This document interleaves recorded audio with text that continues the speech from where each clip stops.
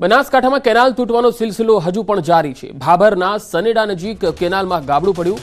Canal overflow થતા ગાબડું પડી ગયું। આસપાસના ખેતરોમાં પાણી ફરી વળ્યા। એરંડા, મકાઈ અને ઘઉંના પાકને વ્યાપક નુકસાન થયું છે। તો આ પહેલા થરાદમાં પણ આવો જ કિસ્સો સામે આવ્યો હતો। હવે ભાભરના સનેડા નજીક કેનાલમાં ગાબડું પડ્યું। કેનાલ ઓવરફ્લો થતા ગાબડું પડી ગયું। આસપાસના ખેતરોમાં કેનાલના પાણી ફરી વળ્યા, જેથી ખેડૂતોને નુકસાન ભોગવવાનો વારો આવ્યો।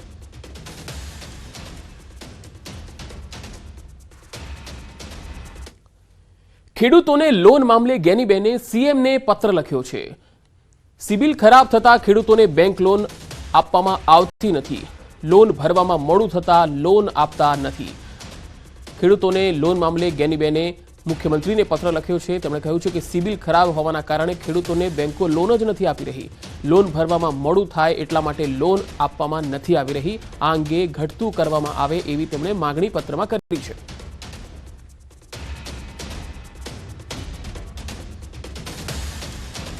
एक बाजू घणा लोकोए बेंकोनी उठांतरी करी, घणा लोकोए करोड़ों रूपियाનું ઉદ્યોગપતિઓ જે લોન લે છે અને એને માફી આપે છે સરકાર, ત્યારે આ તો ખેડૂત કદાચ મહિનો કે 2 મહિના કોઈ કારણોસર લેટ થઈ ગયો હોય અને એના માટે કરીને એને પોતાની ક્રેડિટ સારી નથી એમ કરીને જે સહકારી બેંકો અને રાષ્ટ્રીયકૃત બેંકો લોન આપતી નથી, એના માટે કરીને મેં મુખ્યમંત્રી સાહેબને લેટર પણ લખ્યો છે। વલસાડના પારડી હાઈવે પર ટેમ્પોમાં આગ લાગી ગઈ। આગમાં કોઈ જાનહાનિના સમાચાર નથી। ફાયર બ્રિગેડે આગ પર કાબુ મેળવ્યો છે। મુંબઈથી અમદાવાદ જઈ રહ્યો હતો ટેમ્પો। વલસાડના પારડી હાઈવે પર ટેમ્પોમાં આગ લાગી ગઈ। કોઈ જાનહાનિના અહેવાલ નથી। ફાયર બ્રિગેડે આગ પર કાબુ મેળવી લીધો છે। મુંબઈથી અમદાવાદ જતો હતો ટેમ્પો।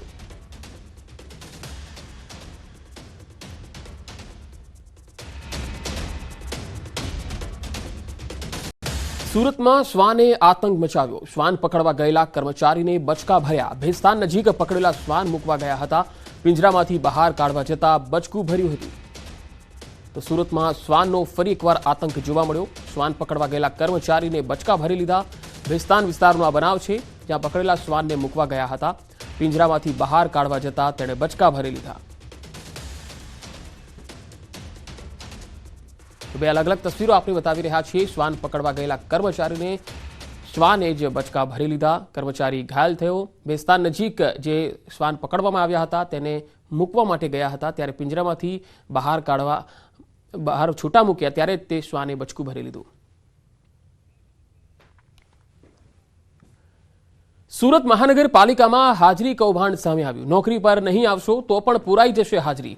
500 આપો અને ગેરહાજરના થઈ જાઓ હાજર। વિડીયો સોશિયલ મીડિયામાં વાયરલ થયો છે।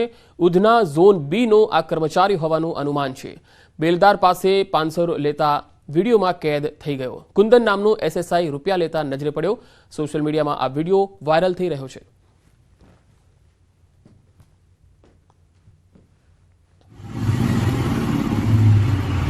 जल्दी आओ।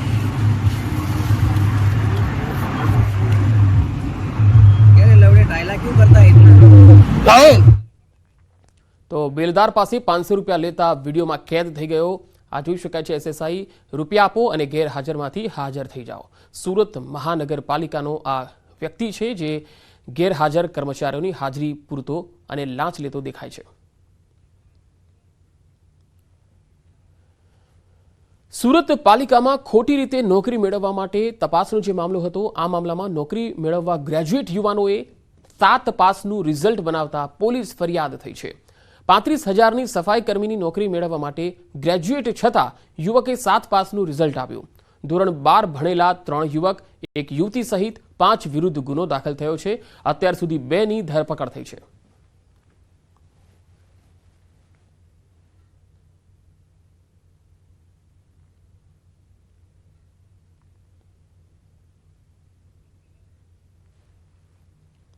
બનાસકાંઠામાં મામલતદારના બનાવટી સહી સિક્કાથી ખેડૂતોને લૂંટનારો સકંજામાં આવી ગયો। અમીરગઢ મામલતદારના બનાવટી સહી સિક્કા બનાવી 50થી વધુ ખેડૂતોને જમીનના હુકમો આપી દેવાયા હતા। દરેક લાભાર્થી પાસે 2.5 લાખ લઈ 1.25 કરોડનું કૌભાંડ આચરવાનું સામે આવતા અમીરગઢ મામલતદારે અજાણ્યા શખ્સો સામે ગુનો દાખલ કર્યો, જેને લઈને હાલ પોલીસે આરોપીને ધરપકડ કરી 3 દિવસના રિમાન્ડ પણ મેળવ્યા છે।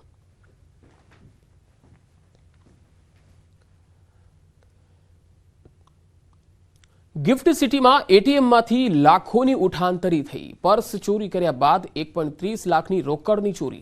એલસીબીએ 2 આરોપીની ધરપકડ કરી છે. તસવીરોમાં જોઈ શકાય છે કે આરોપીઓ એટીએમમાં દાખલ થઈ રહ્યા છે. ફૂડ કોર્ટના ઓપનિંગ કાર્યક્રમમાં વેપારીના પર્સની ચોરી થઈ હતી. પર્સમાંથી એટીએમ સાથે પાસવર્ડ મળતા 1,30,000 ઉપાડી લીધા.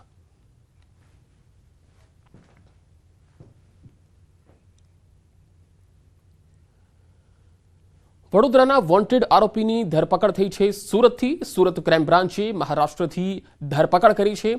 આરોપી ઉપર 10,000નું ઇનામ હતું. બોગસ દસ્તાવેજથી બેંકમાંથી લોન લીધી હતી.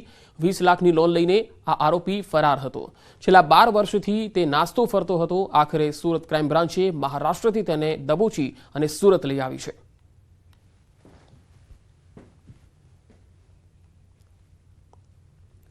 સુરત ક્રાઇમ બ્રાન્ચને મોટી સફળતા મળી. રિક્ષામાં પેસેન્જરની નજર ચૂકવીને લૂંટ ચલાવતો આરોપી પકડાયો છે. આરોપી આસિફ અઝીડ શેખની ધરપકડ કરાઈ છે. આરોપી તેના 3 સાગરીતો સાથે મળીને લૂંટને અંજામ આપતો હતો. પેસેન્જરોને વાતોમાં ફસાવી નજર ચૂકવી લૂંટને અંજામ આપતો. પોલીસે આરોપી પાસેથી 4,64,340નો મુદ્દામાલ કબજે કર્યો છે. આરોપીએ અગાઉ અનેક ગુનાને અંજામ આપ્યો હોવાનું પણ કબૂલ્યું છે.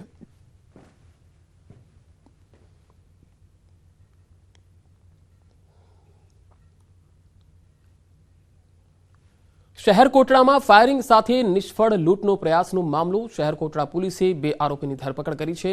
અન્ય 3 આરોપી ફરાર છે. મૂળ એમપી ચંબલની ગેંગ હોવાનું સામે આવ્યું છે. એમપીથી ખાસ લૂંટ કરવા માટે આ તમામ આરોપીઓ અમદાવાદ આવેલા હતા, જેમાંથી 2 તો પકડાયા છે, 3 હજુ ફરાર છે.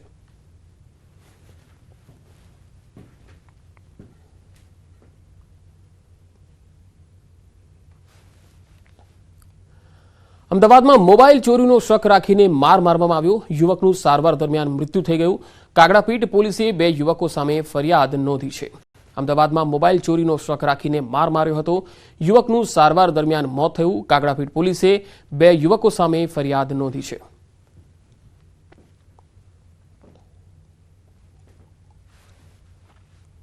વડોદરાના જેતલપુર કાશી વિશ્વનાથ મહાદેવ મંદિરમાં ચોરી કરનાર રીઢો તસ્કર પોલીસના હાથે ઝડપાઈ ગયો છે. ક્રાઇમ બ્રાન્ચે આરોપીની ધરપકડ કરી લીધી છે. પોલીસે સીસીટીવી ફૂટેજ અને હ્યુમન સોર્સિસના આધારે રીઢા આરોપી શાહને આઝમને ઝડપી લીધો છે. આરોપીએ કાશી વિશ્વનાથ મંદિરમાં દાનપેટી જે છે એમાંથી તોડી 44,000ની ચોરી કરી હતી. આરોપીએ ચોરીના રૂપિયાથી નવો મોબાઈલ પણ ખરીદી લીધો. પોલીસે મોબાઈલ અને ચોરીના રોકડ 1810 આરોપી પાસેથી જપ્ત કર્યા છે. પોલીસના મતે આરોપી અગાઉ પણ અનેક ઘરફોડ ચોરીના ગુનામાં સંડોવાયેલ છે.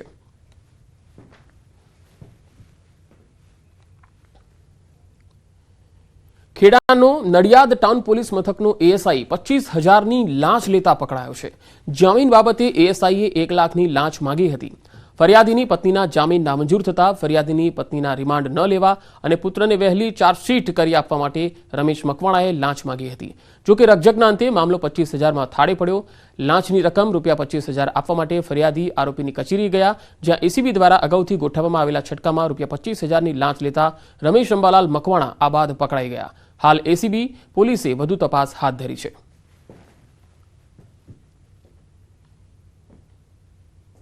રાજ્ય સેવક પંચોને બોલાવી ટ્રેપનું આયોજન કરતા ટ્રેપ દરમિયાન આક્ષેપિત રમેશભાઈ અંબાલાલ મકવાણા કે જેઓ IUCAW યુનિટ ખાતે એક રાઇટર તરીકે અનારામ એએસઆઈનો હોદ્દો ધરાવે છે, તેઓ તેમની ઓફિસમાં ફરિયાદીશ્રી જોડે હેતુલક્ષી વાતચીત કરી લાંચના નાના ₹25,000 લઈ અને પકડાઈ ગયેલ. વિધાનસભામાં બજેટ પર સામાન્ય ચર્ચામાં પાટણના ધારાસભ્ય કિરીટ પટેલ કરવેરા અને તેની આવકને લઈને સવાલ ઉઠાવ્યા. તેમનું કહેવું છે કે જો સરકારે નવા કરવેરા નાખ્યા નથી તો કરવેરામાં આવક વધી કેવી રીતે? અંદાજપત્રમાં આવક 1.34,000 કરોડથી વધીને 1.49,000 કરોડ થવાની વાત કરી છે, તો સરકાર જણાવે કે નવા કરવેરા નાખ્યા નથી તો આવક કેવી રીતે વધી? જે આંકડા બતાવ્યા છે એની અંદર આગામી સમયની અંદર કરવેરાની આવક 1.49 લાખ થવાની છે, એટલે કે 15,000 કરોડ રૂપિયા વધુ આ આવક કયા કરવેરામાંથી આવવાની છે એ સરકાર બે મોઢાની વાતો કરે છે કે અમે કરવેરા નાખ્યા નથી, તો કરવેરાની આવક આ વધી કઈ રીતે? રાજ્યસભાની ચૂંટણી અધિકારીએ ગુજરાત વિધાનસભાને ચૂંટણી અંગેની જાણકારી આપી છે. રાજ્યસભાની 4 બેઠકો માટેની જાણ વિધાનસભાને કરવામાં આવી છે.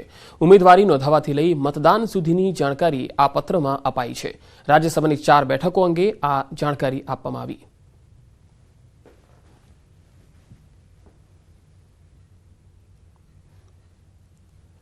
લોકસભાની ચૂંટણીને લઈ ભાજપનું ગાંવ ચલો અભિયાન હવે શરૂ થયું છે. આવતીકાલે સીએમ ભૂપેન્દ્ર પટેલ બનાસકાંઠાના જલોત્રામાં ગાંવ ચલો અભિયાનમાં જોડાશે. કેન્દ્રની યોજના અનુસાર આવતીકાલથી 2 દિવસ સુધી તમામ કાર્યકર્તાઓ માટે જવાબદારી નિશ્ચિત કરવામાં આવી છે. ગાંવ ચલો અભિયાનમાં 56,000થી વધુ કાર્યકર્તાઓ જોડાશે અને સીએમ રાત્રિ રોકાણ કરીને કેન્દ્ર અને રાજ્ય સરકારની વિવિધ યોજનાઓની માહિતી આપશે.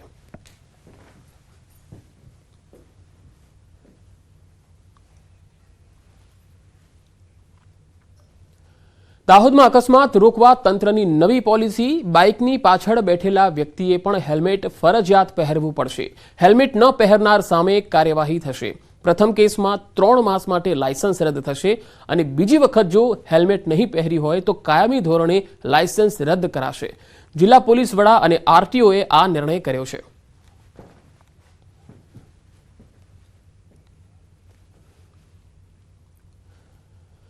રાજકોટનું 2024-25નું બજેટ મંજૂર થયું. સ્ટેન્ડિંગ કમિટી ચેરમેન જયમીન ઠાકરની પ્રેસ કોન્ફરન્સ પણ યોજાઈ. મનપાના કોર્પોરેટરોની ગ્રાન્ટ વધારવામાં આવી છે. મનપાને 2024-25માં 410 કરોડની આવક થવાની આશા છે. માધવરાવ સિંધિયા ગ્રાઉન્ડનું નવીનીકરણ કરાશે.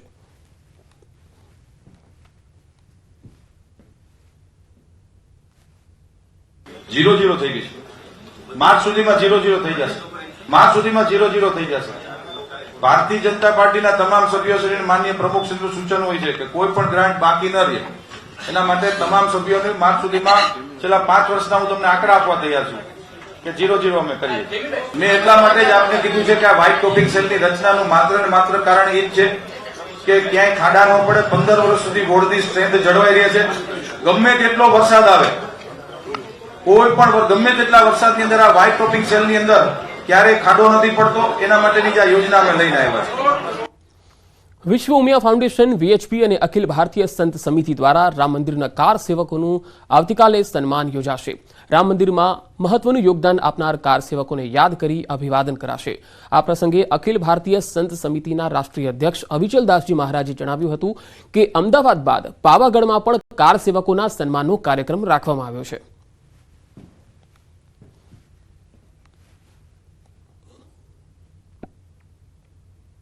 અહીંયા એવા કારસેવકો આવશે કે જે અયોધ્યામાં સેવા માટે ગયેલા અને એમની ચરણ રજ આપણે અહીંયા પ્રાપ્ત થાય. તો એવો એક કાર્યક્રમ અમે બીજો પણ એક રાખ્યો છે કે 22 તારીખે જાન્યુઆરીની રામ જન્મભૂમિ મંદિરની પ્રતિષ્ઠામાં ગુજરાતમાંથી જેટલા કુલ લોકો ગયા હતા એમનો પણ એક સત્કાર સમારંભનું આયોજન અમે પાવાગઢ ખાતે કર્યું છે. તો જે કાર સેવકો ત્યાં ગયા હતા એ કાર સેવકોના કદમ જ્યાં રામ જન્મભૂમિ પર અયોધ્યામાં પડેલા છે એ કદમ આ ભૂમિ ઉપર પડે અને અમને એની ધન્યતા અમે અનુભવીએ એટલા માટે એ ભાવ સાથે આ કાર સેવકોનું આપણે અભિવાદન કરીએ છીએ. આગળ વધુ સમાચારો પર નજર કરીશું. હાલ રોકાઈશું એક બ્રેક માટે.